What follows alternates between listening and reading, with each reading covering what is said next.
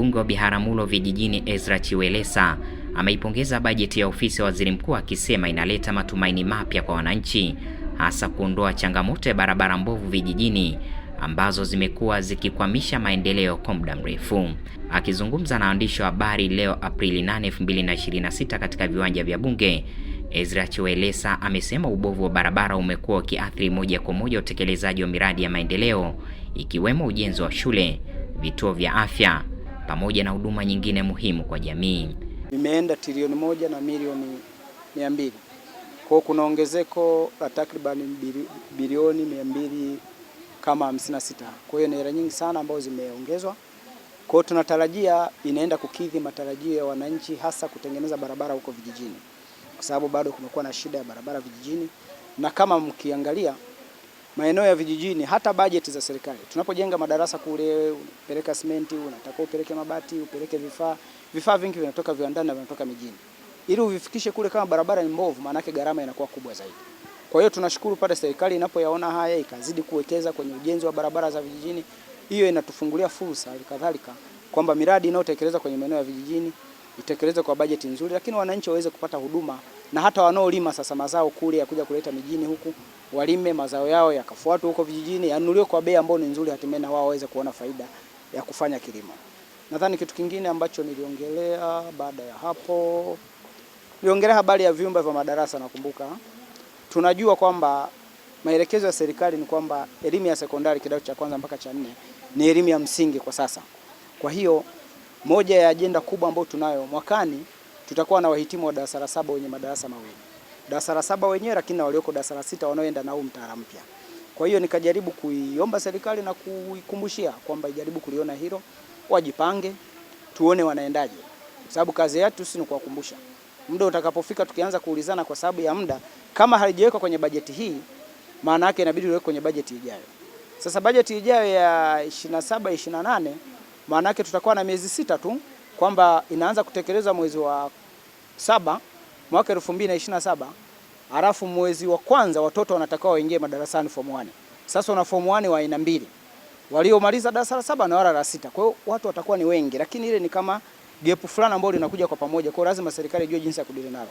Kumbuka kuna shule za private hali kadhalika, watoto wengi wamekuwa wanaenda private siku hizi. Sasa kama hawatajiandaa, private wakichukua wale wakao wanaochukua siku zote, maana yake kutakuwa na turbulence kubwa sana hapa katikati, na uhitaji wa shule na watoto na walimu na nini. Kwa lazima serikali jiandae, kwa sababu muda ni mchache.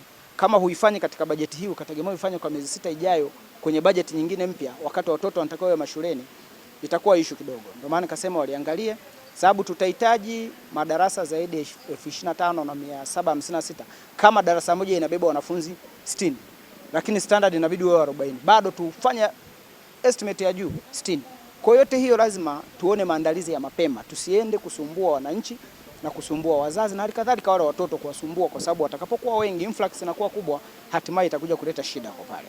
Aidha, Injinia Chiwelesa ameibua hoja kuhusu utoaji wa taarifa za mafuta, akionya kuwa namna zinavyowasilishwa kwa umma imekuwa ikileta mkanganyiko na kupunguza imani kwa serikali.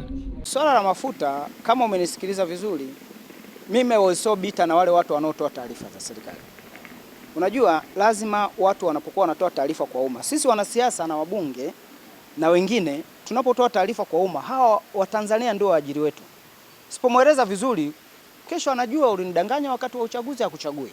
Eventually iko hivyo. Sasa watumishi wa umma walio wengi wako comfortable, wana comfort zone yao, kwa sababu haiwezekani unasimama kwenye umma unawatangazia Watanzania una mafuta ya miezi 3, alafu after 2 weeks tunarudi nyuma, yale mafuta yamebadilika bei. Sasa Mtanzania anachoashumu kwa haraka ni kwamba yale mafuta tayari yalikuwepo nchini na yalikuwa kwenye stock yetu hapa yamehifadhiwa.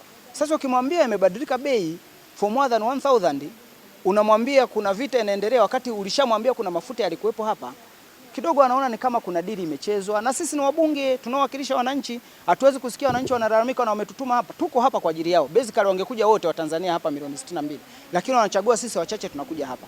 Kwa hiyo taharuki kama hii, ndio maana nikasema kama unajijua huwezi kuongea na public, hebu achia wanasiasa waongee, kwa sababu kunakuwa na mawaziri pale. Sasa wewe ni mtendaji, huna experience ya kuongea, achia waziri, mbrief waziri, ataongea kisiasa na hatikadhalika ataongea kitaalamu hicho ambacho umemwelekeza, kwa sababu ndo mwenye dhamana, kuliko wewe unatamka jambo unasababisha taharuki, rais anaonekana mbaya, chama kinaonekana kibaya, bunge inaonekana baya. Only statement ya mtu mmoja inaleta taharuki yote. Kwa sababu basically kinachofanyika ni nini kwenye issue ya mafuta? Sisi kwanza hatuna stock ya kutunza mafuta yote hapa. Ni lazima tukubaliane. Alichokuwa anakitaja yule mtu ni order za mafuta zilizoko kwenye meli, zilizoko mafuta yana evaporate. Sawa? Ndio maana kuna evaporation ukiangalia pale kwenye calculation. Sasa unaweza kuweka mafuta miezi mitatu hapa yana evaporate. Yana evaporate atagharimia nani? Kuna mfanyabiashara kwamba kwa sababu mafuta ni ya wafanyabiashara sio ya serikali. Na mjue hicho. Kuna watu wamewekeza pesa pale. Sasa utamwambia mtu aje aleta mafuta yakae tu na mkopo benki, kachukua hela ya watu, yuko na charge interest, yamekaa kwenye matenki pale 3 months, 4 months. Zambia wanahitaji mafuta, wanahitaji kwa sababu wanaleta mafuta hapa, ndio hao wanaleta mafuta ya Transit, anapeleka Zambia, wanapeleka wapi, ndio hao. Kwa mafuta ile order ni kwamba ni order continuous. Mmesha secure zile order. Kuna ambayo yanakuja, kuna ambayo yanasubiriwa kupakiliwa, kuna ambayo ukitotorize ndio ile stock ya miezi mitatu waliokuwa wanaisema kwamba mlishatoa order. Sasa aliyetamka siku ile kama angetamka hivi, leo mtu anavyoona changes hizi, watu wangeelewa kwamba kweli aliwekewa order na yule mtu alikuwa amesecure mafuta lakini hayajaja kwa order ile mliokubaliana. Kinachofanya mafuta yanapanda ni nini? Ni premium insurance. Kwa sababu kama mkiangalia hata kama mkono unafuatilia, unajua mafuta ni kama dhahabu, unaweza ukaenda online ukajua kwa sababu mafuta yanakuwa na bei ya dunia. Kwamba wana bei wamepangiana, soko la dunia inajulikana. Leo yameshashuka, tunajua yameshuka kwa dola ngapi. Baada tu ya ceasefire ya usiku huu, tayari mafuta yameshashuka bei, tunajua yameshuka kwa how much. Lakini kinachoendelea ku maintain bei kaendelea kuwa juu ni premium insurance. Leo kuna vita, mwenye meli anaogopa kutoa meli yake kabeba mafuta kwa sababu ikipigwa ikaangamia pale, yeye anapata hasara. Lakini mwenye mzigo ambao ameshaweka mle na yeye anaogopa. Kwa lazima makampuni ya insurance yakubali kulipia, kwa na kulipia insurance, na insurance nayo naona hapa tuko kwenye vita. Kama tuko kwenye vita nzuri force majuu, sawa? Kwamba kuna bima za majanga. Mkiwa katika hali ya kawaida mnasafirisha kwa bima za kawaida. Lakini leo hii tuna bima za majanga. Kwa hata mwenye meli na anayebeba ule mzigo, kwa mzigo unalipiwa bima ya majanga. Mwenye meli naye anaona kwa sababu meli yake inapigwa na yeye anatoza bima ya majanga. Kwa ukija ukaangalia kilichopandisha sana bei ni bima. Ndio maana hata tunasema hata leo kama wamekubaliana itaanza kusimama hapa kidogo, imeanza kudrop. Lakini kwa sababu wana ceasefire for 2 weeks, who knows? Hiyo 2 weeks labda ndio meli zimeenda kupakia hazijamaliza kutoka pale, kama wasipoelewana jamaa wanaanza kulipua tena. Kwa bado watu wa bima wataendelea kukazia pale.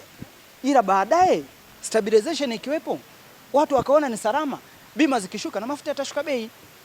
Katika hitimisho lake, Ezra Chiwelesa amewataka watendaji wa umma kuwa makini na wenye uwajibikaji wanapotoa taarifa kwa umma, akisisitiza kuwa masuala nyeti yanapaswa kutolewa na viongozi wenye dhamana ili kuepusha taharuki na mkanganyiko usio na lazima. Kutoka hapa katika viwanja vya Bunge jijini Dodoma, Saleh Lujuo, GMTV.